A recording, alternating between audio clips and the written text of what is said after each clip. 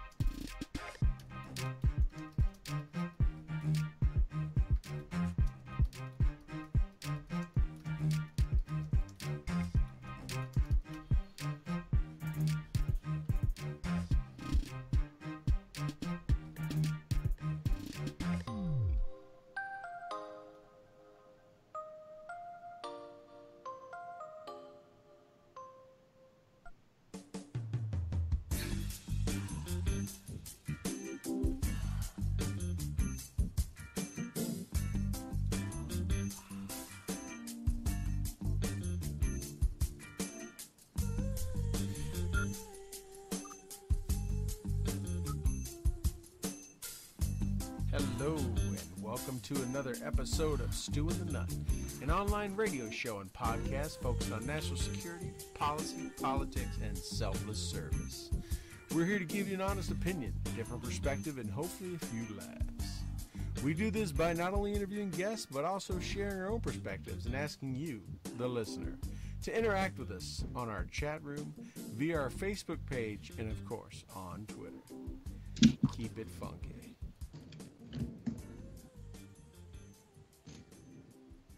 That's right, everyone. Keep it funky. Hello, everyone, and welcome to another episode of Stu and the Nunn.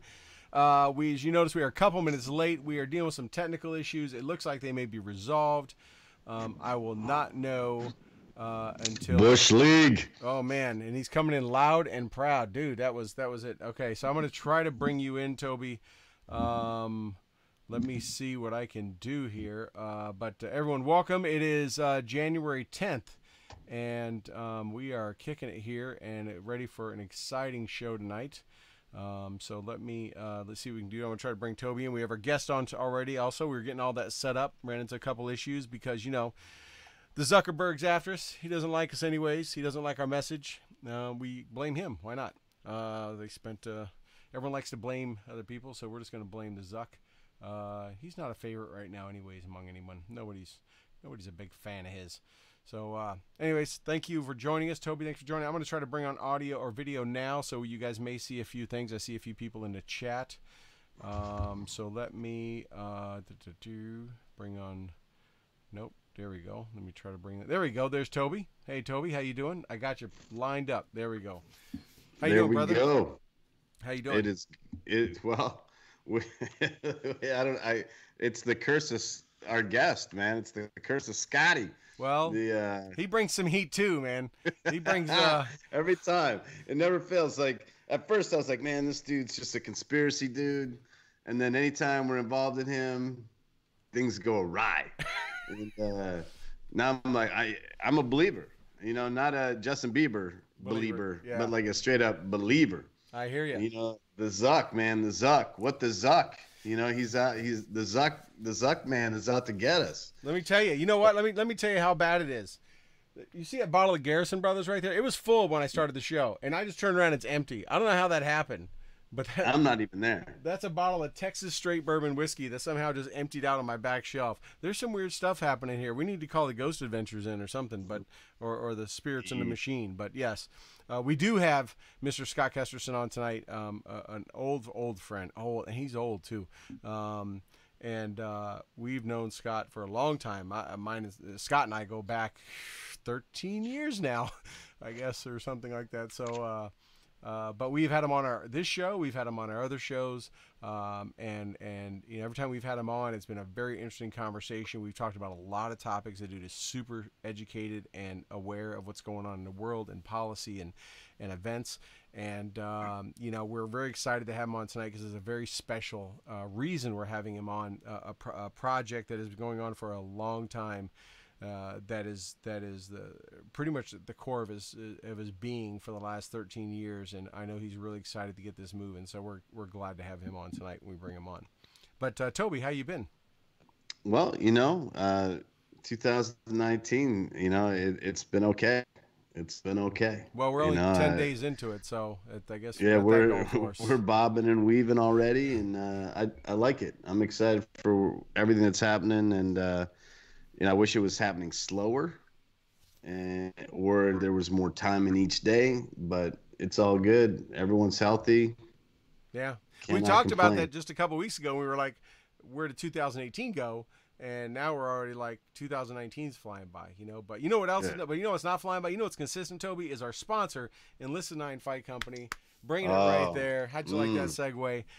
Colton, guys over at Enlisted 9, now part of 9 Line Apparel, doing great things. We love having him on as a sponsor here, Stu and the Nunn. Hopefully we'll see Colton in the chat tonight. We had him in here last week, and it's always good things when he shows up. So, yeah, very glad to have them on. And you know what else hasn't changed and what's moving fast is, well, news and our president. And as we've been saying for over 2 years now, we just have to wait to the day of the show, and we're going to have plenty of new content because we are never looking for what are we going to talk about. You just flip on the tube and you're like, yeah, we're talking about that today. We're going to talk about the border. We're going to talk about immigration. We're going to talk about we're done here. I'm walking out, dropping the mic, whatever it may be.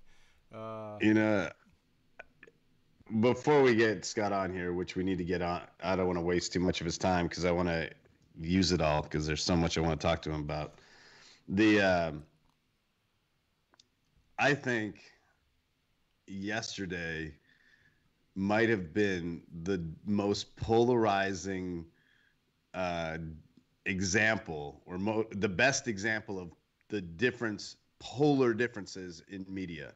I watched CNN and Fox at the same time, like bink, bink, bink, bink, and listened to the different perspectives of what happened with the meeting with Schumer, Pelosi, Trump, and all the other people, right? And it's so interesting, to like one side is like, no, like very simple. Here is what we're here to talk about. Oh, you don't want to talk about it? I guess I don't need to be here. And the other side is like, you don't want to talk about what I want to talk about. Well, you're a jerk, poopy head. Slam his fist, threw a tantrum. There's all this color added to the meeting, right? And it's like, and the whole time I'm watching these two different news stations, in my mind, there's like some dude sitting in that meeting that's watching both of those going like, yeah, y'all are horrible. Like, what happened was, like, the boss was like, welcome to my office. Would you like some coffee? Nancy, I don't think you can handle any. We have some nice Earl Grey tea for you because that's the time in your life that you're at. The season of your life is Earl Grey, not black coffee. Someone serves her some coffee. Oh, Donald, this is delightful. You're a jerk. I'd like to talk to you about immigration. I don't want to talk about that. Okay.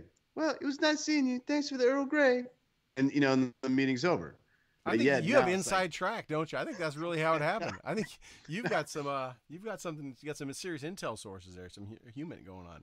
No, but like somebody witnessed it and is like looking at both sides going, this is ridiculous. BS. Someone's throwing a BS flag on both. And like, they're like, man, they're sitting around like their dinner table yesterday going like, honey, you would not believe the shit how it really went down. Well, think about it. Scott can talk about this too from his perspective. Lord knows he's seen enough. Remember when you'd be over in Iraq or Afghanistan and you'd see something would happen that would actually garner footage on the news, and it would be spun. And you're like, I was there in that, and that's not what like. No, those dudes. There was like 3. There wasn't 300, and they were totally bad, and they were not our friends. And it's like, but on the news, it's like, we killed 300 of our best friends, and we're the terrible ones. And you're like, no, I was there. I was like, I got blood on my sleeve still from it, So yeah, you're right. There probably was guys that were sitting there. I imagine the Secret Service, it goes through that a lot. They probably go home a lot at night and go, oh my God, the American people have no idea. I think what would be a really fun exercise is to take the non-disclosure agreement that the Secret Service, Treasury Department have to sign, and like offer it to sign to the employees of your company, and see how many people are like, like, I'll go find a job somewhere else. Like, I don't think my union rep would agree with that. Yeah. But anyway, let's get Scott on. Let's get Scott on. So we are very welcome. And I'm sure Scott will have some opinion on this. He is known to have an opinion every once in a while, and not shortage of it. And that's what I love about him. But anyways, want to welcome on Scott for sure. Going to bring him on right now. And wait, nope, that's not him. Hold on a second. There he is, I think. Yep, there he is. All right. Scott, how you doing, brother? Hey, good, Troy, Toby. What's going on, guys? How are you? Not much. Good, man. I got your Twitter handle down below you, Bards of War. People can find you there at Bards of War. We'll talk about tonight where all they can find you. But Scott, it's so good to have you back from the rustic Montana cabin. It looks like you were in. It's actually southern Georgia. It's all heart pine on the wall. So yeah, it's good. I was glad. I was afraid it was like a Ted Kaczynski. I was afraid it was a Ted Kaczynski mock-up there. I wasn't sure. I want to make sure it wasn't. I mean, he was like pretty close. Like he was within a state. Yeah, he's got a laptop. Kaczynski wouldn't have had a laptop. No, not at all. Well, hey, welcome. Like I say, anyone that's been watching or listening to the show or been fans of ours for a long time, has heard your name. Several in the chat room right now, I have met you and know of you and have seen your work in the past. And I don't want to, even though I know your story very well, I would probably still butcher it and not do it justice. But I'd like you to just kind of give our new listeners and fans a little bit of a highlight summary of kind of your career of this phase and kind of what's brought you here today, if you wouldn't mind. Sure. So, Troy, in 2006, I embedded as the first citizen journalist in the DoD embed program. That's where you and I met, was in the train up at Camp Shelby. And it's a pretty unique embed because it was so close and so much on the front lines of stuff. And that was with the embedded trainers. And obviously part of that was what connected me with the Canadians, which is what this first film is about. That whole process led me a pretty interesting journey, because I went from there to where in late 2008, 2009, I started to work within the special operations realm. And I took a lot of my film work and did that until about roughly about 2015, 2016. And then I got pretty heavily into the Trump campaign. And then I'm here now, it's after having spent the last year putting this film together finally. So that's kind of a quick arc over of everything. Yeah. So we're going to talk about the film Bards of War, Fighting is Everything, right? That's the complete title. Yes. And it's you classify it, if you would, or genre it as a war documentary, which you and I have not talked about a lot. We've talked about some since you've released it. We have not talked. I want to save a lot of it for here, but I find that interesting because having been very involved with you in the first couple renditions of this. You definitely have taken a new perspective and a different angle on it than you had in the past. And I want to highlight that because I know a number of people that are watching and listening have seen some of the original cuts of how you were putting this together. So that's one thing I would like to kind of capture from you tonight and really start off with. For those that have, what is, I guess, is there a reason or is there something behind why not so much why you focused on just one unit in this, and we'll get to that, but why you took this different perspective. I found you being much more in front in the camera, much more involved with the audio. I mean, we're hearing you talk. You're kind of narrating it to a perspective, which you really didn't do the first time. You kind of stayed behind the camera much. You had very little visual of you and or audio of you in the first one, in the first versions. Yeah, there was a lot of reconsideration on the first film. I don't think the first attempts at this, the first early cuts really were. They were involving another producer who had his own agenda, and there was a lot of attempt to try to make a big statement about war and what the wrongs of war were and what the suffering of soldiers were. That was never my intent, and I'm going to be real clear about that. When I went over there, as you know very well, the perspective that I looked at was Ernie Pyle, and Ernie Pyle is one of the great journalists of all time of war correspondence. I mean, just really got into the soldier's life and looked very closely at the soldier's optic. And there isn't politics as much or very little in Ernie Pyle's work. There isn't some sort of agenda to try to sway feelings this way or that. I think that the intent of the film is to get very close and to provide a framework and to provide really a way of looking at the optics of what the warrior and soldier has been. And the distance over time of this, it's given me that opportunity to really get deep into the warrior culture, having transitioned very carefully and very well from having been just citizen journalist to then where I spent an additional 2.5 years in Afghanistan on the ground doing a lot of work in villages, a lot of engagement work for special operations, working with special operations teams. There's a very different optic on things, and one I'm very proud of. And then later spent a lot of time traveling the globe doing the same thing. So this film, I think, is very real to who I am. The previous film, I had lost some creative control over this, and this one is 100% mine. I mean, not only did I film, I edited, I produced. All the narration is mine, both written and spoken. And now the production end of it now is mine as well. Yeah, that's another thing I noticed different was a lot, even in the first version. The audio, the music tracks, the between the scenes and things during the transitions was very powerful. It was part of the experience, good, bad, or indifferent.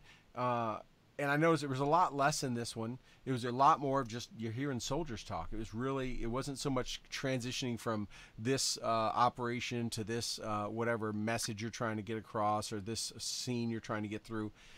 Which the music tracks were kind of lined up with. This was much more, you're talking to soldiers almost the whole time, or you're watching them conduct operations and them kind of reflecting after the operation stuff. That was another thing I noticed different. Well, and I think that's a great observation, Troy. In fact, if in the early version and attempts at this, when you stripped away the music, you had very little story. And that's a very weak film, in my opinion. That was not the objective. I mean, you ended up with previously, which was kind of a glorified music video. And the great example of that is the fight in Hyderabad, is the middle section of this film, where this is a legitimate, I mean, you're in the operation in this film. In the previous one, you're part of a music video. And it doesn't speak well to what the actual scene is. You should not need, and this film, I think, is good testimony to that.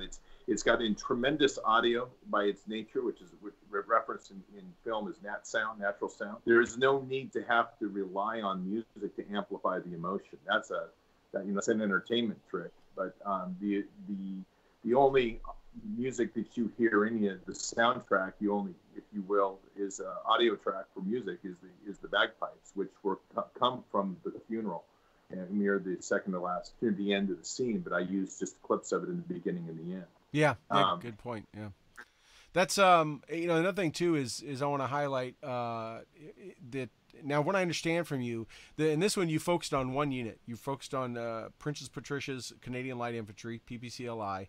A phenomenal unit that had a big presence in the first version, but this one was all about them. I know I've seen a lot of your footage, right? We've been very involved with this, but I saw a lot of new stuff in this one, footage that I had never even had an inkling to. A lot more one-on-one interviews. You focus just on them. Is it safe to assume that this is just the first of many? Is each one going to have, like, because it's fighting is everything is like the second or the subtitle to this. Is each one going to have a unique subtitle? You nailed it. Bards of War is the franchise, and there will be a continuing series, and I'm lining those out now.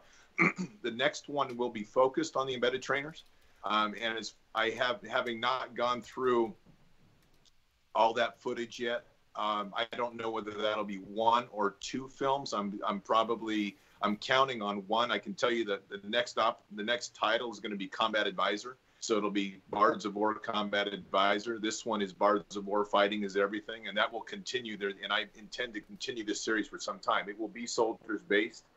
Bards of War is literally that concept came when I was in Edinburgh, Scotland, at the National Museum back in 2011, and there was a sculpture that was in the bottom of their museum. It had Odin, and it had the two ravens on his shoulder, and there was a guy at his feet, and he was the bard, and it was War Song was the name of the sculpture, and it really struck me at that time, and the title just hit me. I'm like, that is something that speaks to everything that a soldier is, and everything that we do, both from telling a story. You become the bard of war, because bards of the old were the storytellers of war. In fact, they were the lower class of poets that were told the stories of war and won their coin, if you will, by telling their street stories to the people. Weren't they didn't they have like a little harp? Weren't they like singing the stories and kind of? I seem to remember this picture of like a dude in a robe with a harp, and he's kind of like, not Monty Python. Maybe I saw too much Monty Python. Yeah, I don't know. That's probably true. Yeah, that's not quite exactly what I had in mind, but yeah, exactly. So the bard framework, the Bards of War framework, is really the soldier stories, and that's going to be continuing. So this first one is very focused, and it really was a great opportunity to zero in on the Canadians, dig into a lot of PPCLI's footage that otherwise wouldn't have been used. It was there was some real gold in the interviews that I had with those guys. And it was interviews that when I went back through them, it was a real tipping point, because last spring when I started to cut through those interviews, I was like, wow, these are richer than I remembered, and really powerful. PPCLI is just Princess Patricia's Canadian Light Infantry is, for those that aren't familiar with it, the closest you can compare them to is American Rangers. They're a bit of a hybrid. They're extremely well trained. They're an impressive unit to be with. I have a tremendous amount of respect for the regiment. They are professional beyond all measure, and yet they are, as the theme kind of portrays in there, they are you'll see it. There's a great set of humor that they carry with them on a daily basis, but they are truly ruthless fighters, and great to deal with, and great to experience and watch. Scotty, I want to kind of go back for a second, because one of the things I think is like important to this whole story is you're in bed, right? And for those of you that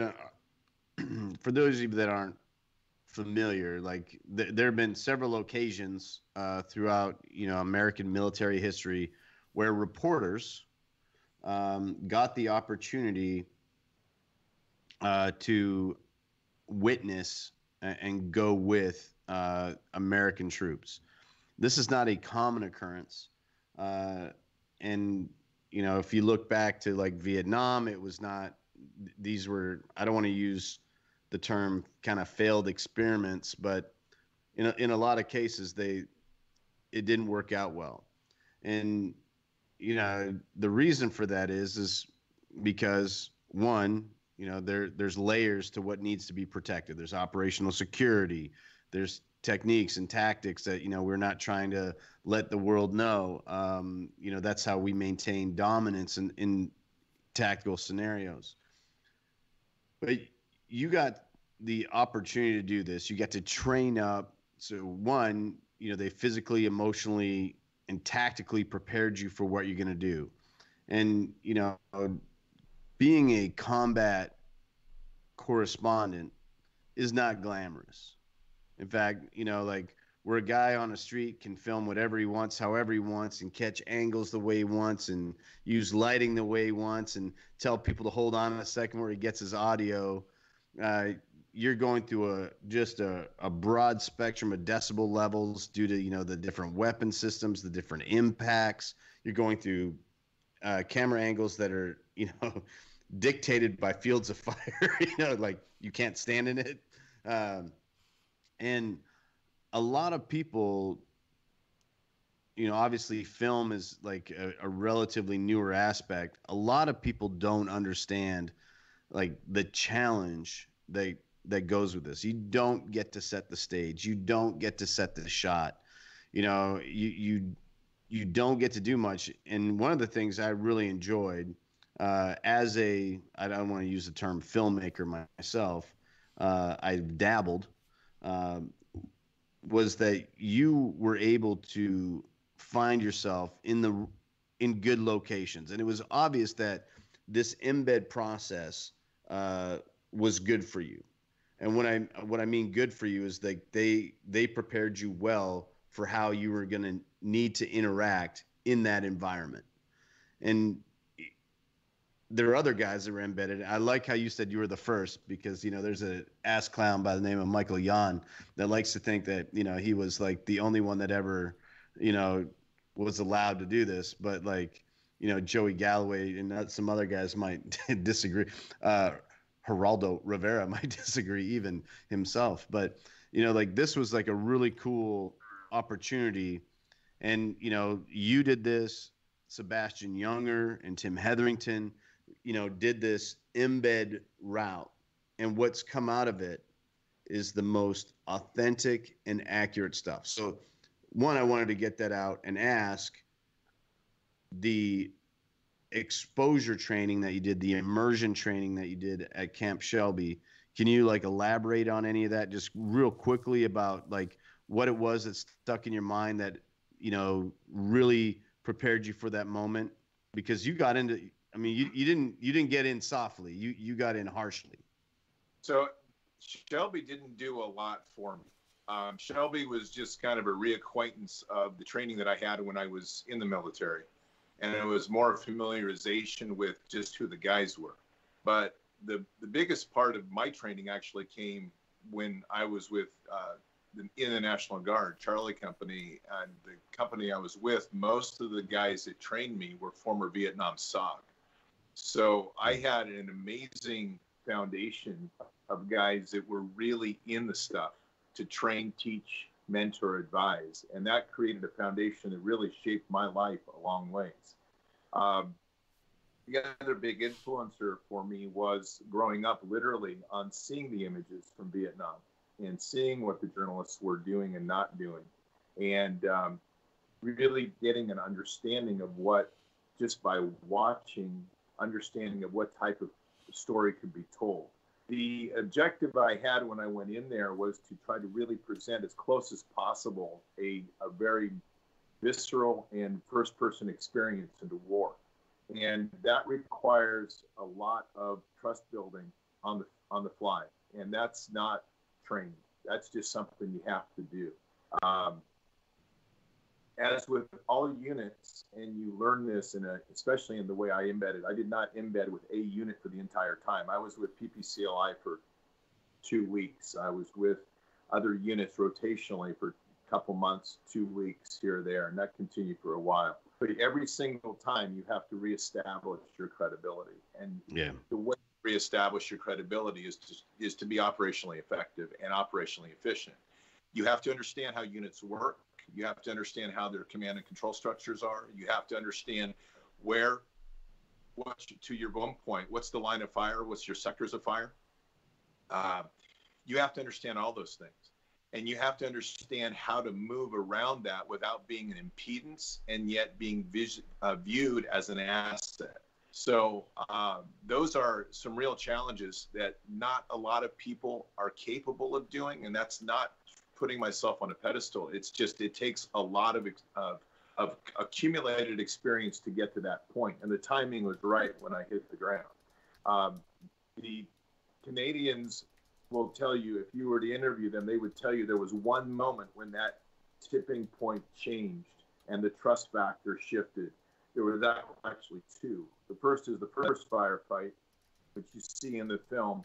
When as I'm filming, there is a moment when the Afghan picks up his RPG, and I see the backblast zone coming into the camera, and you see me jump out of the way, which puts me in the front of the wall that we're hiding behind, and the Taliban are firing at us. So that was the first thing, is like, this is one crazy dude. And I was like, that wasn't intended to be crazy. That was like a choice between a flash burn and getting out of the way of the line of fire. The back.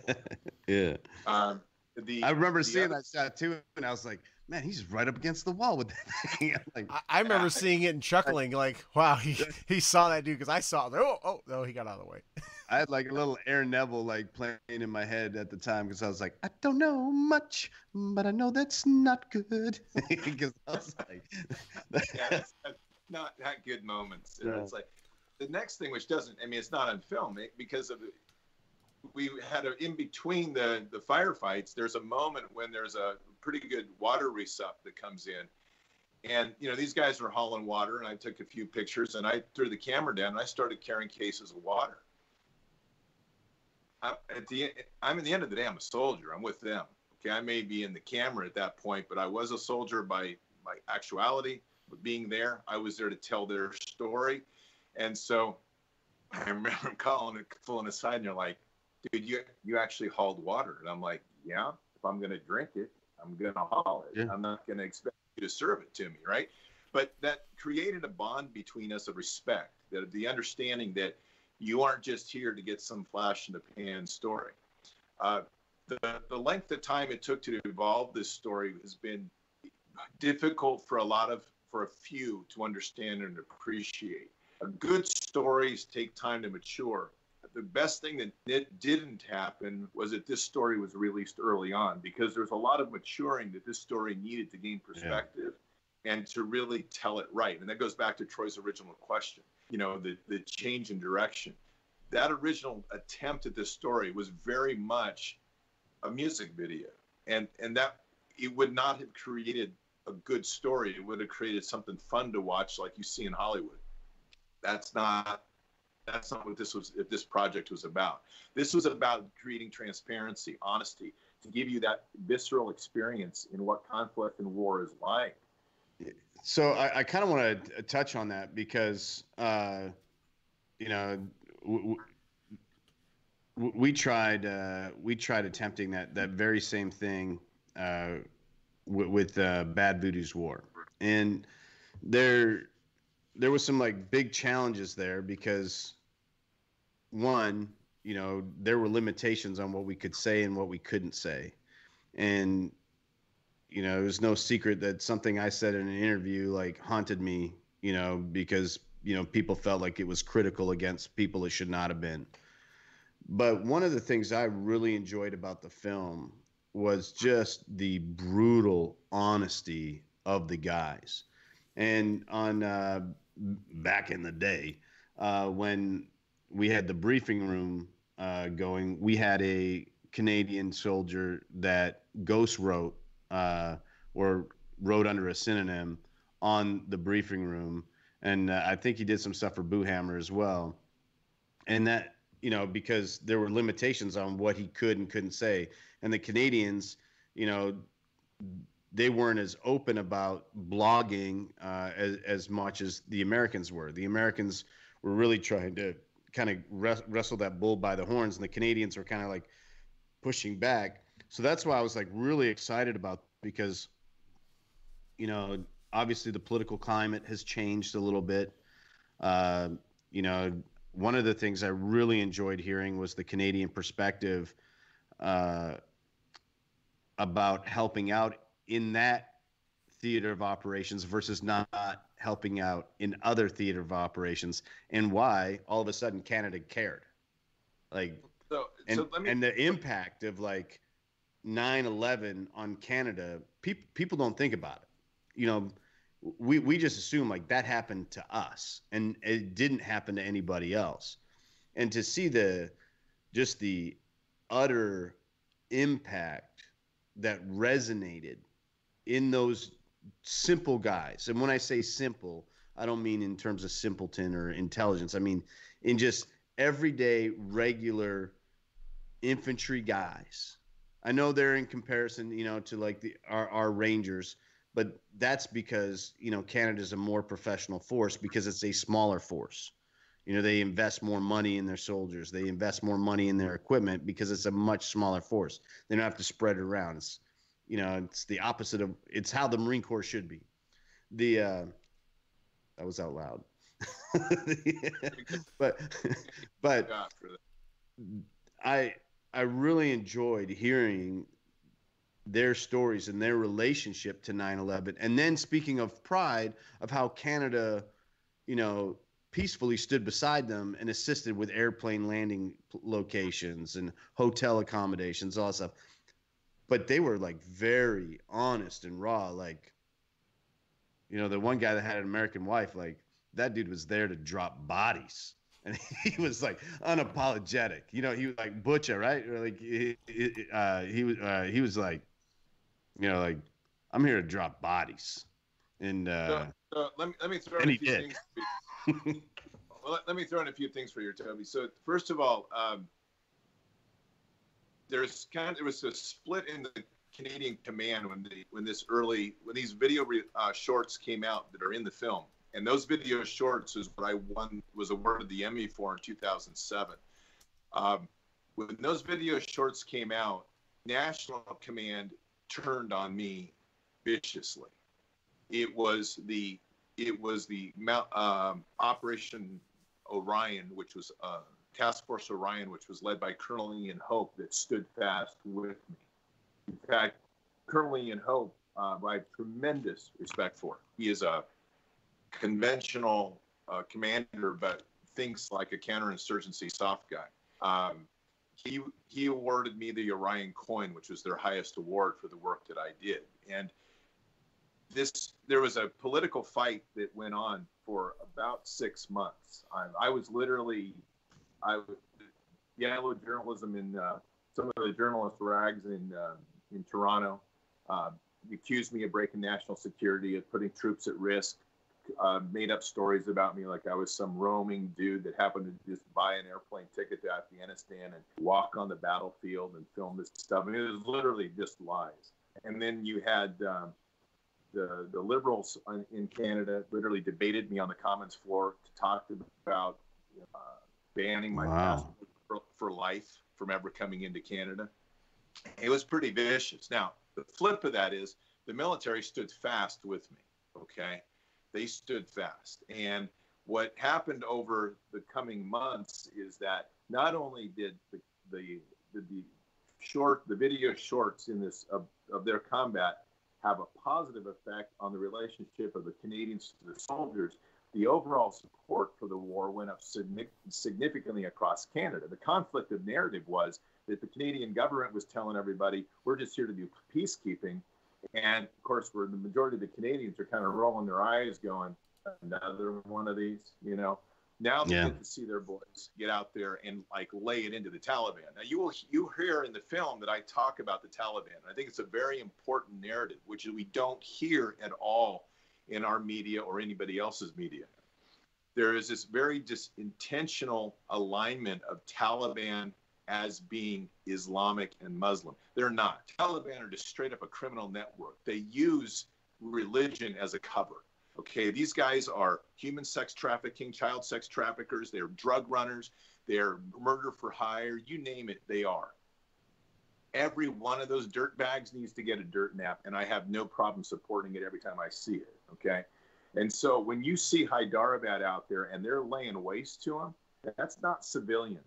Okay, that's just straight up criminal drug runners and criminal sex traffickers. They're just, whatever they lay out there, good for them. They're done, okay? So the Canadians are doing heroes work, like any other soldier down there doing that sort of fight. It had nothing to do with religion, nothing. It's just that our media likes to very strategically overlay the two, which is just a blatant They do. lie. And and so you have to unwind that. You know, it happens when you look at how much respect all militaries gave to Islamic cultural norms or expectations, the not lack of drinking, the way you behave in public. A lot of things are very sensitive issues. The military works very hard at maintaining that more as a guest, not as an occupier. It's critical, right?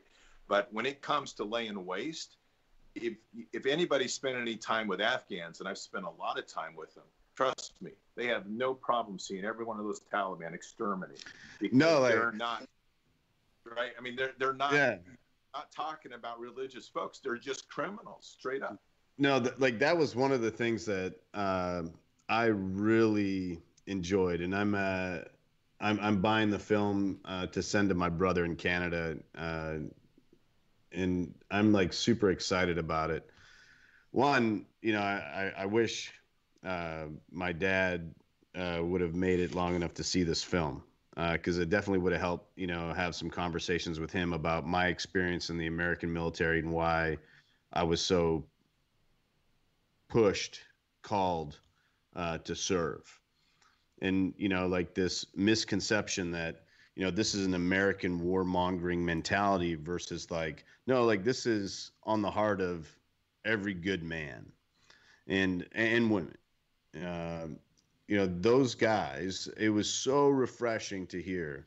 Like they didn't, Canada gets this bad rap or this misunderstood persona of, you know, always being the ones to like cuddle and hug and make sure like aid is, you know, delivered. And the reality is like when you look at World War One and you look at World War Two and you look at who got into it first and you look at who, you know, offered up such a huge percentage of their population, it's history doesn't do Canada justice when it comes to warfare. And watching this as a Canadian that served in the American military because I wanted to be on a team that fought and to see like my people just getting after it.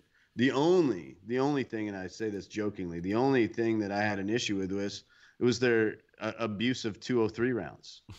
Like I wanted to like slap the grenadiers on the back of the K-pots and like get them straight because I'm like y'all aren't being effective with that. You know, like I thought the machine gun work was like I totally adjudicated them tactically, but they were abusive on the 203 rounds, and you know like that's something that, you know, if you have any contact with them, let them know. Like I'm willing to work with them on that. But that'll go over well. Yeah, right. Yeah. But no, the it was so refreshing to see the honesty and that moment in time where people can just see it's not glamorous. It's not Hollywood. There's not a soundtrack of Let the Bodies Hit the Floor going in the background. It's not this romantic moment. It's men and some women, you know, with the broad spectrum of emotions, the excitement, the anxiety, the ramp ceremony tradition in the Canadian military, or Her Majesty's service as a whole, is a tremendously solemn and somber thing. And, you know, much like, you know, we didn't do the flag draped casket pictures anymore, you know, like we kind of turned our heads away from that because we didn't want to know the cost. Like when you had them walking on, you know, carrying, and you see like the forward element leading them to the ramp and just that little piece right there, you're like, Canadians are going to feel the entire spectrum. You know, I think anyone that watches it is going to feel the entire spectrum. And this is like, you know, I'm going to turn it back over to Troy here in a quick second because I just want to accentuate that you captured reality. It was their reality, which is different than my reality. It's different than Troy's reality, but you captured their reality. And that ramp ceremony, either the timing of it, the placement of it in the film, I found particularly astute. Like I the nuance of where you place that and how you place that in there, I thought was brilliant, uh, because it really emotionally at that moment, I was in it. I was in it with the guys. I wanted to be one. I wanted to sign my name up again, raise my hand, put a different flag on, question the thoughts of why I have the flag on that I currently have on. No, like they were there to stack bodies. They were there for the right reasons. That was a infantry unit. Those were my brothers, and it was just truth of that moment. Of that moment. The Patricias are an amazing group. They have a lot of deep pride. They have a lot of legacy and history. They're this ACOI, which is who I was with. For those that don't know what COI is, it's a company or a platoon, I guess, right? Their nickname was the Red Devils, which they were told they couldn't use, which they did use in the call-outs. But the Red Devils comes from the fact that the Nazis tortured a whole bunch of them brutally. And so they went out basically and leveled the score. And they did it hand to hand. And they did it old school. And they left such fear with the Nazis when they got through that they left them alone. The Patricias are one thing about Canadians I have a tremendous amount of respect for. And I think that Chuck Prodnick, who's in the film and speaks about it, he compares it to a hockey match. It's, it's basically, they have a great time, just like they're playing on the ice. But man, I'm telling you, when they finally get pushed to that point of having a fight, they're not going to stop until they win. And it's a very different sense. I mean, I've worked with tremendous amount of American forces, right? Canadians have a very, very different way of feel to them. You almost feel sometimes like, man, are you ever going to anything ever going to happen? But let me tell you, when that switch flips, as I think Chuck says best, Taliban don't know what to do with them. And that was probably the best said, because they are not going to finish the day until every single target is down, period. It's done. They are there to do one thing when they're turned on, and they're there to clean it out. And they did a great job. Go ahead, Troy. It's almost like the quiet kid on the schoolyard, right? It's like, they were kind of the underdog. They always have been. Because you got the big bull, you got the big, strong, jacked up American, military and doing their thing and bringing in every type of ordnance and weapon system you can, everything at their disposal. And then you got, the quiet kid in the corner of the basketball court, not ever saying anything. But when you push him too far, the big guy you expect is going to pummel somebody. He's going to be the one mouthing off, right? The quiet one who's just kind of mediocre, rides right in the middle of the pack, you don't expect. When you push him too far, when he unleashes, right, it shocks everyone. No one ever expects it. No one ever sees it. And Canadians are kind of, we all, we joke, the stereotypes, it's the hoser, sorry, always apologizing. There's always this stereotypical thing of Canadians apologize for everything. And, we kind of turn the other cheek, Canadians, don't really get involved. Like Toby, like you said, they haven't been known to be in every single conflict. And as we know, there hasn't been a lot of footage of them in any conflict like there has with this because of lack of embedded journalists and whatever. But there's no shortage of Walter Cronkite's being with American forces in Vietnam and things like that. But they've never been with Canadian forces, even though they've been in many battles. They were of course in World War II and all that stuff. But that's where I think this kind of resonates, and I think it's interesting that you picked your time with them to be the first one you released in this new series, because again, we expect to see the Americans doing their stuff, but to see, wow, this whole thing's about the Canadian infantry over a small time period, but they were nonstop, and it's like, I never expected that. I'm expecting Bieber and Trudeau and and whatever else. And another thing I want to highlight is I'm going to be interested to see how this is, and we probably will never know this fact, but in the light of the last 18 months, Canada's had a number of high-profile terroristic attacks on their homeland, within their country, if not actually more than 18 months, 2 years. Most recently, one in Toronto, not far from where I am right now in the Northern Studio. I think that's given a lot of people a different perspective on the terrorism going around the world, because it's now on their home front. Like 9/11 was kind of on our home front. I wonder how this film's going to be taken now. And I say that because you mentioned, Scott, you could have released it the first time, and it probably wasn't the best way to release it for a number of reasons you highlighted.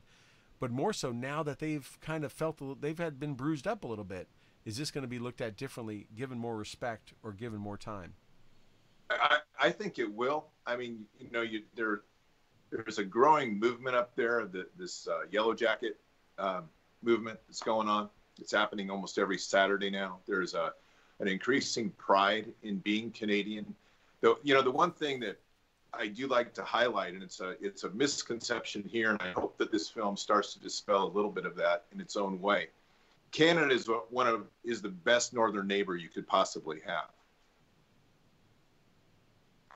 From the pride of Americans, we like to often say things like, well, they're there, they can do the sorts of things they have because we have a big military. Look, there's no question what we have, and there's no question we're a superpower in the world. But you can't have a better neighbor than we have up in Canada. Put politics aside, the people aren't Americans, and they are not some sort of state like a northern state.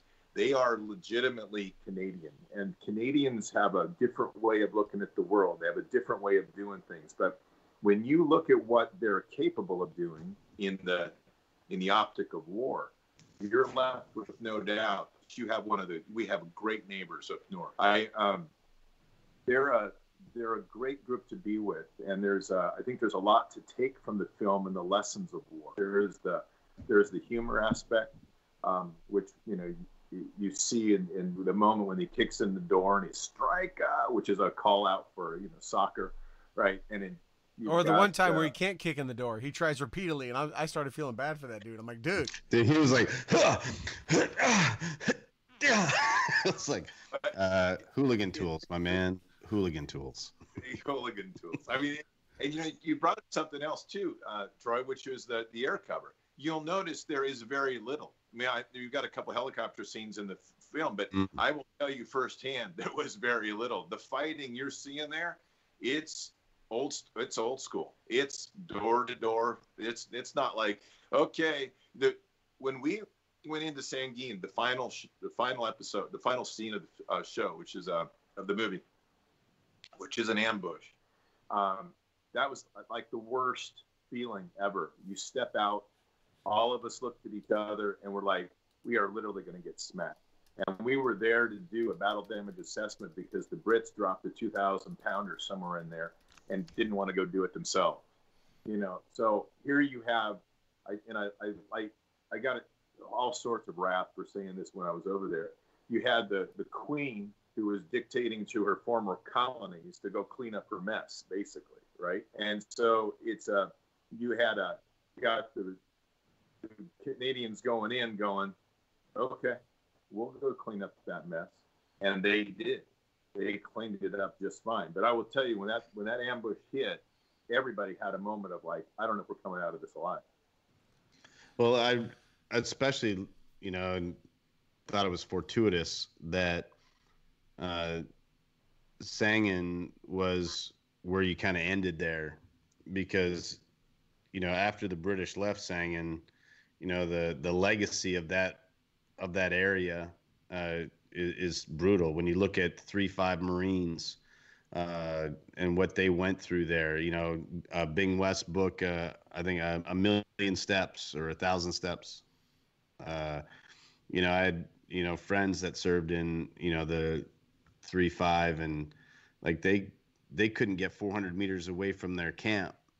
And to see the Canadians in what is known as one of the deadliest places in Afghanistan throughout the entire conflict that we've been engaged in there, just seeing them in there reacting well, getting after it, I thought it was great, because I think it's going to also share to the historical enthusiast within America that, like, hey, the same ground.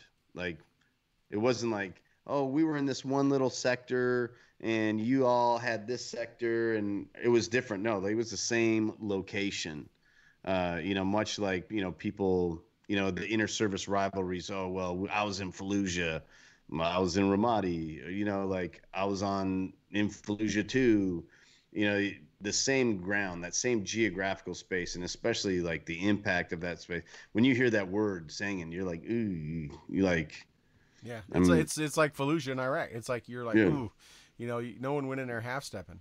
yeah, Another thing I want to bring up too, which is you talked about the ramp ceremony, Toby, and you're right. There's a lot of emotion in there, and you can see it in their faces. And you've covered that pretty good. But I want to cover the shoot no shoot scene. I guess the best way to call it, where you have where they have a gentleman. Taliban, I guess, or whatever, that they have to take an action and shoot him. oh yeah, And you see your footage, your film gives the viewer a taste, not even really what it's like, but a taste of the decision-making process that soldiers and leaders were making. And it wasn't just like, this you talked about the Hollywood side of it. It wasn't this image of just go and mow them all and let God sort them out, right, kind of thing. It wasn't hey, there's a guy, shoot him, we're done. It was a drop the knife, do this, giving commands, taking every action, and then taking action, and then talking about it afterwards, and then and doing a hot wash, as we call them, right there, like, this is why I made these decisions. I mean, one, you kind of had them on footage, but two, his whole unit saw it. So did he do the right things? Was he justified? And even, in fact, if I remember right, they even tried to, once they shot him, they started calling for medic, trying to get him aid, because that's what we do, us and Canadians and others that have morals and values and beliefs. But they went through this long process of whether to shoot this guy or not. And then they start providing aid, and then they go through this process of, did we do the right thing? Was it justified? Did I take every action I could have? And I think that's another part of perspective of, this is what it's really like. It's not in the movies where the guy blasts in with the minigun, mows everyone down, and runs to the next room. Because our soldiers, whether it's between us and Canadians and many of our allies, we value human life more than those that have probably never seen it taken. Right. So let me say a couple of things on that. First of all, you made the comment that he did a hot wash, but he was on camera. It's actually true, but not true. Here's why I say that. When you're going through an operation and you're running the camera, there becomes a point, and I worked very hard at this, to where I become so integrated with them that I become invisible. Okay. It's important to understand that, because that's the only way that you can get a good story. I'm not talking, I'm not prodding. I've got the camera there, but they're doing their job. And if anything, if there was any sort of hot wash we'd have on the off time, it would be like, and I would say this, if I hear you scripting, defending, doing any sort of action that I perceive that you're trying to cover up something, I'm calling you out on it, and I'm burning the footage. You're not using it. Okay, so the point is that I emphasize to them very heavily, as I emphasize to every single person I've ever worked with the camera, is you are honest on the camera. If you make a mistake, we catch it. We talk it. It is done.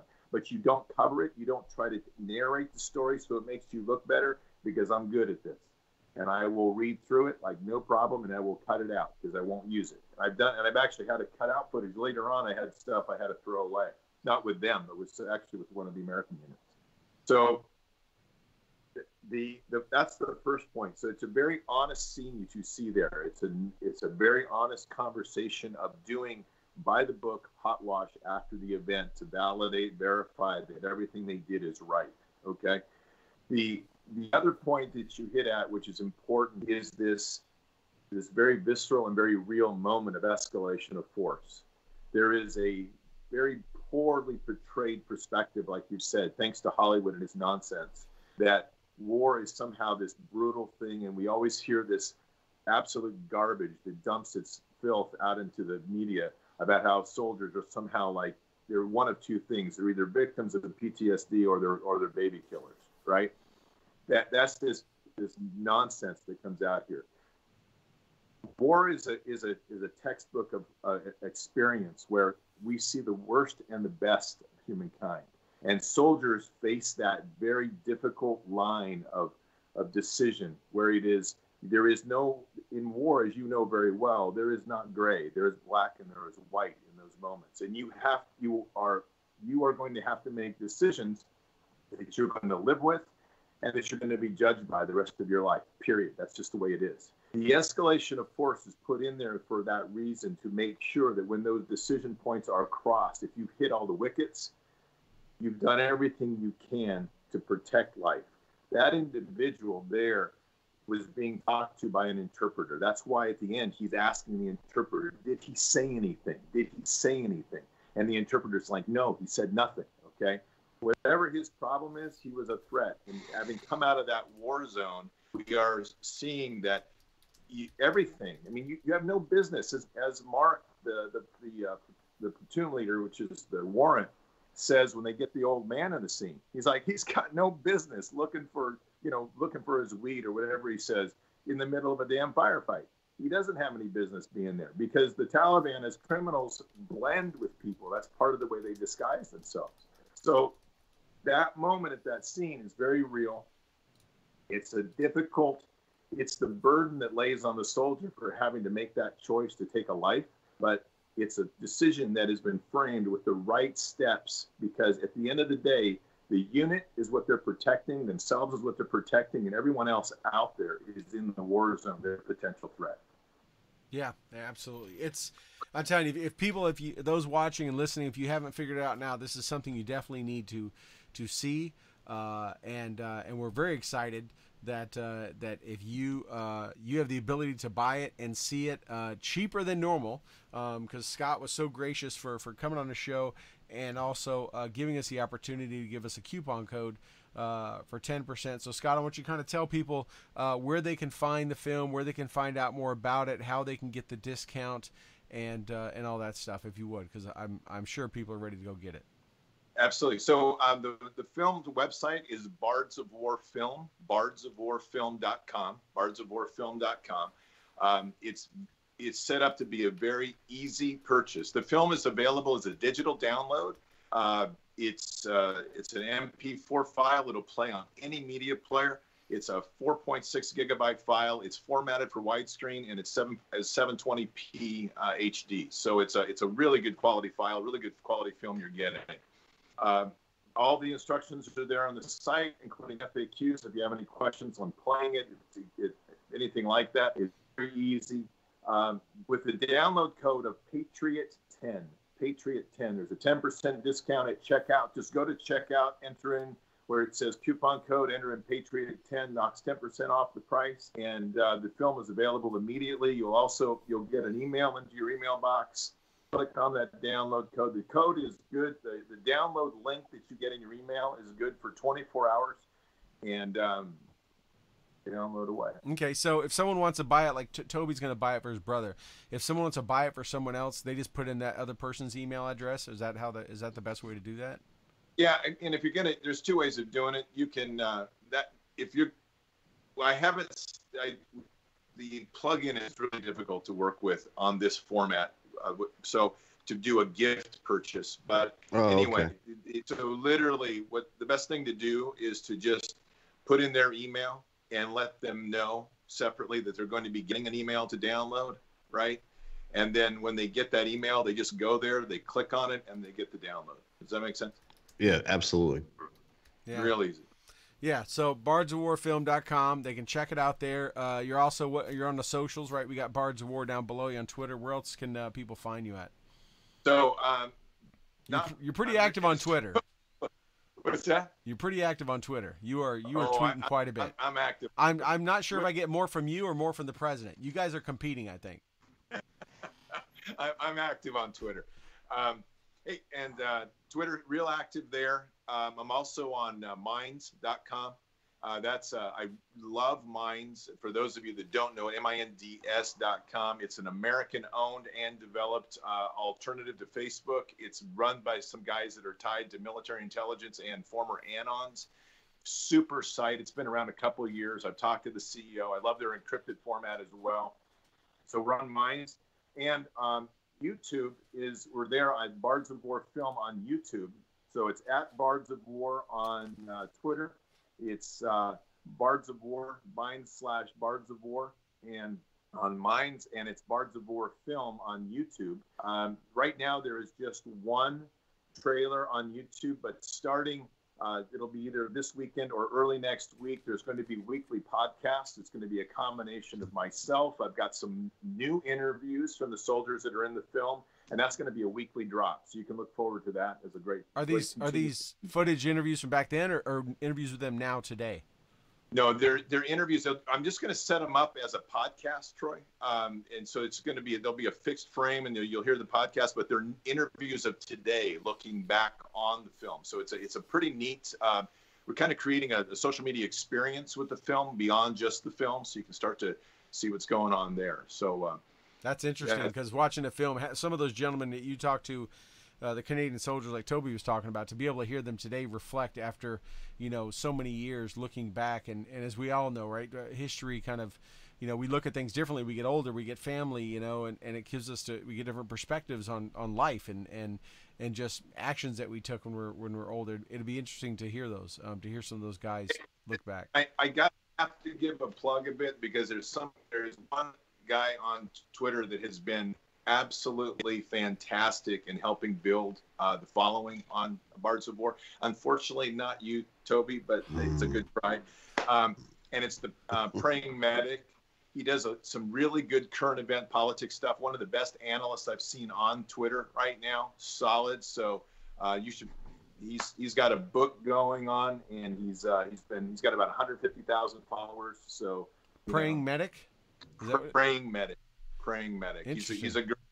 You may have to get us in touch with him. He sounds like he'd be a good interview, Toby. He does. Yeah. He would be a great interview, Troy. So it would be a good one on your show. Let me ask you before we let go. You didn't have him in this footage in this film. You've had him in the earlier one, and that's Captain Good. Have you maintained contact with him? No, I haven't, but it's important to understand the context of that. Captain Good and the Canadian troops that I was with there was almost a year later. I didn't want to have this in the. He was not a Patricia. That's right. He was an omelet, right? He was an embedded omelet guy. Okay, yeah. Right. So, and where that comes out, I don't really know. I don't know. Keep in mind that there's. It's possible that I will turn some of that footage into stuff for the web, and then there versus what's in the film. I haven't really determined that yet on the next phase.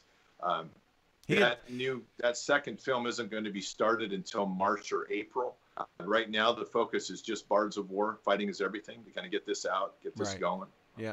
He had some great philanthropy back then, and some very respective. And again, I had if you remember, I had a chance to meet him again in 2010 when I was back over in Afghanistan, running into him, which was very, 1 in a million chance. But I'd be interested to hear him now reflecting back, because he had some unique perspective in the thick of it. So that's why I just wanted to ask about him. But interesting. All right, you're going to hear from Chuck Prodnick, who's in the film. Is that the bald guy? Is Chuck the bald guy? Yeah. He's what we call the Viking. I liked him. Now here's what's really cool. This is actually pretty neat. You're going to hear some neat stories, because you've got Chuck, who is literally who we call the Viking. Ben Emery now is a pastor up in Ontario. So he has some really good perspectives, and probably one of the few pastors that is, it's like the old black, what do they call them? The Black Watch, or not the Black Watch, but the Black Coats or something like that from the Revolution. They were the pastors that took up the arms, So he's a pretty interesting guy. So there's going to be some very good additions to the YouTube site as kind of an extension of the story. Awesome. Scott, anything else that you want to just leave our listeners and viewers with that we didn't cover that you think is just important perspective to about the film or anything like that? Yeah, I think it's important. I mean, this film is obviously it's an exciting film. It has a lot of action in it. It's a great experience to see war and hear it, but more importantly, it's probably, and I don't say this arrogantly, I'm very proud of the fact, I think it's one of the most real soldier stories that we've had in our modern age. It gives you a very good connection, and it was intended to do that without politics, without any sort of objective like that. It's the soldiers telling the story and really the soldiers become, with that experience, the philosophers of our modern age. So it's worth seeing it just for that. You can see the film again. You can buy the film at bardsofwarfilm.com, bardsofwarfilm.com. Follow on Twitter at Bards of War, And follow on YouTube at Bards of War Film, and check out Minds at Bards of War. So there you go. Awesome. Well, thank you so much, Scott. Hey, it's $9.95 plus 10% off. Patriots Handle get you 10% off of that. So it's not super costly. Hour and 14 minutes. It's a quick watch. What's nice is you're going to go back and watch it again. I guarantee you. There's a lot to take in. You're digesting a lot of information. Scott, I want to thank you so much for coming on with Toby and I tonight. It's an honor to get to see you again, brother. It's been a long time since we have hung out. And I hope our paths get to cross again real soon. We got to get you back up near the Northeast. But thank you so much for coming on and giving us some of your time tonight. Well, guys, thanks very much for having me on. It's a great conversation, and look forward to talking again. Awesome. All right, man. Well, Scott, you have a good night. We're going to keep going here for a few more minutes, and we'll talk to you later, and we'll stay in touch, brother. All right. Sounds good. All right. Thanks, have guys. A good one. Bye-bye. Yep. All right, everybody. There you go. Mr. Scott Kesterson. He's the man. Let's tell you, it's something you want to see. It's $9.95, people, minus 10%. There's no reason you drop that when you buy somebody a cup of coffee somewhere or spend it on some other stupid crap. It is, he's got the hashtags conviction, ruthlessness, righteousness. Fighting is everything. You want to get a good perspective. I can't push it enough. Go watch this. It's whether you want to get perspective what it's like to be a Canadian in the Army, or just what it's like to fight in a on the ground. Like Scott said, not a lot of air power, not a lot of technology. It's weapons, small arms weapons. It's a lot of 203 rounds, like Toby said. Things like that. I can't push it enough. Definitely go check it out. Look at the trailer. You can find it on a Stu and the Nunn page. I put up a blog post today. The trailer's on there. If that doesn't suck you in, I don't know what will. Huh, Toby? It's a beautiful piece of cinematography. Deborah Scranton used to, on her laptop, had a sticker that I loved, and it's like, real filmmakers make documentaries. And I believe like this is actually capturing, the human condition, the truth of the situation. It's actually groundbreaking in the sense that who it actually witnessed and who you get to witness, who you like. That was the beauty, of Bad Voodoo's Wars. It put an American face to something that was happening somewhere. There's been a lot of American faces put on Iraq and Afghanistan. There's not been a lot of faces shown or sharing, the faces of the Canadians, the British. Kajiki, kind of hits on the British situation a little bit. But this Bards of War installment is phenomenal. It's well done. I really appreciated how Scott was honest and vulnerable with us, talking about like the old music video versus like storytelling. And it was great. You see the guys, they're raw, and there's nothing better than watching infantry guys just get after it, and then after they get after it, calmly explaining it as if they were explaining something that was happening on the rink. And I thought that was beautiful context. I thought it was beautiful. There's these misconceptions, thanks to Hollywood and, Navy SEALs with bad hair products, that after, something goes down, everyone's like, and it's like, that's not how it goes down. No, and, you got dirt on your face and your forehead. You're sitting in the back of a vehicle, still sweat rolling off you, and you're just kind of reflecting and saying things like, "Hey, as long as they let me keep killing dudes, I'll stay." Right? I'm here. Yeah, and like, "Hey, how's your 203 going? Yeah. Let me get to the back of this lab real fast." And people just handing boxes of ammo out the back. Right. There's not some sexy, reload. It's like, oh, and we got to go across this big danger area. One thing we didn't talk about. And that vehicle's like doing what the vehicle wants to do. Meanwhile, like, we're engaging something right now. Yeah. So all of that was the best great. when the guy's like, "Where's he going?" Like, they're trying to clear, like, "Where's that dude going?" But one thing I want to hit on. I don't want to ruin it for anybody, but it's like, it captures the concerto. It captures the chaos. It captures the humanity.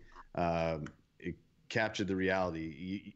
I was on my notes to bring up you beat me to it in terms of the shoot or no shoot decision, and I think like that that snippet is going to be so impactful, and it's so groundbreaking because like you see the process. This isn't a reporter trying to capture someone kicking someone while they're down, or rolling over a body to check it for booby traps. No, like this is like, hey, here's the scenario, you're part of it, and here's the decision. And you see the rubric, if you will, and like what the hot wash afterwards, like that's, again, all this stuff. It doesn't matter if you're a military enthusiast, it doesn't matter if you're a veteran, it doesn't matter if you're just someone that's curious. It paints a accurate picture that anyone can understand. The vernacular is great. I thought the Canadians were so professional, and it's a great piece, and I'm excited about the other installments. But yeah, there's two scenes I wanted to bring up that really stuck out to me. One is a quiet moment, a few seconds, where he videos the faces of a couple guys while they're just taking a breather, literally just smoking a cigarette in the middle of a heated battle. And there's one, and I have to go back and watch it for the third time to see it. There's one of a really young guy, and there's one of an older guy, and he has them back to back. And it's like you just see this transition. You see this young guy, how he just went through hell, literally the gates of it, and he's just got the cigarette. And you see this older guy who's got it, who just has like kind of a little bit more calmer demeanor, a little bit more like, yeah, it's what it's like, kid.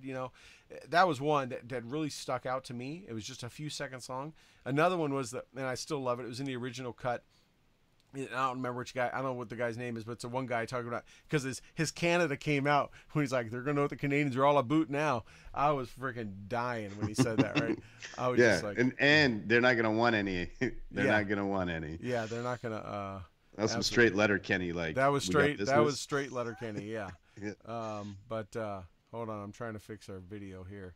And it's not happening. Okay, so I got your video all messed up, Toby, because Scott just dropped off. But yeah, well, thank you everyone. Thank you everyone so much, and we want to thank you for joining us. We were on for quite a while tonight, but man, what a great guest, huh? And you won't be with us next week, Toby. No, I will not. I'll be with my main man, Chad Robichaux, and the crew, Jeremy Stalnecker, Brandon Kunith. Shout out to Mighty Oaks. I will be out in the Central Coast of California next week, doing some great stuff with them, and excited, to get with them. We'll look for it on Instagram. There'll be some quick videos. Veteran Outdoors, big shout out to the crew there. Cody, Brad, the rest of the team, Travis. Big year, they just wrapped up, myself included, taking over 288 deserving veterans on just wild adventures. We're blessed to be able to work with some of the organizations that we work with. Also want to give a quick shout out before I get off that it's 2019, and if you haven't got your calendar from Gina yet, pinupsforvets.com. Go get your 2019 calendar and support Pinups for Vets in their mission of providing medical equipment to VA hospitals. By purchasing the calendar, that goes towards necessary equipment that gets donated to VA medical facilities, as well as help funding morale visits throughout the country. They're trying to go to all 50 states. Help them make it possible. Buy a calendar. It's the new year. That's right. That's a good plug for Gina. We love her to death. She's an awesome person, beautiful inside and out, and one of our favorite friends. We need to have her back on too. It's been a long time since we have her on. We do. But we're not going to have her on next week because you're not going to be here, and I know you would not want to miss her. And the week after, remember, the week after, we're not going to have a show. Both of us are in the middle of a whole bunch of stuff, but I think that weekend before we may be doing some Instagramming and some stuff. We're going to be together. So next weekend, join us, myself and a special guest host. Don't know who it's going to be. That's how special they are. I have yet to call some favors to get someone in here to join me. And then the week after we'll take a break, and then we'll be back. I'll be back the week after that. So Toby, good to have you with me again tonight, brother.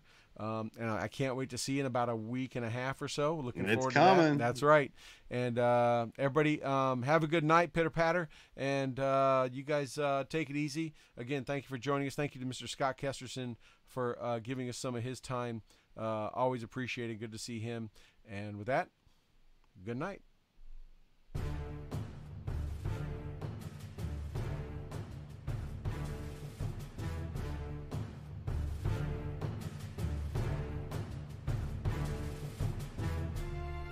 Thank you for joining us for another episode of Stu and the Nunn Radio. We hope you enjoyed your time with us because we have enjoyed sharing our time with you. Be sure to check out stewandthenunn.com in addition to asking us questions and interacting with us on our Facebook page and Twitter. We look forward to seeing you next Tuesday at 8 p.m. Eastern here on Spreaker and Facebook Live. Also, we'd like to thank our sponsors, Warrior Media Solutions, WhoHammer.com, Veteran Outdoors, Graybeard Publishing, and Mighty Oaks Warrior Foundation. Don't forget to like our Facebook page and follow us on Twitter. Thank you again, and have a good night.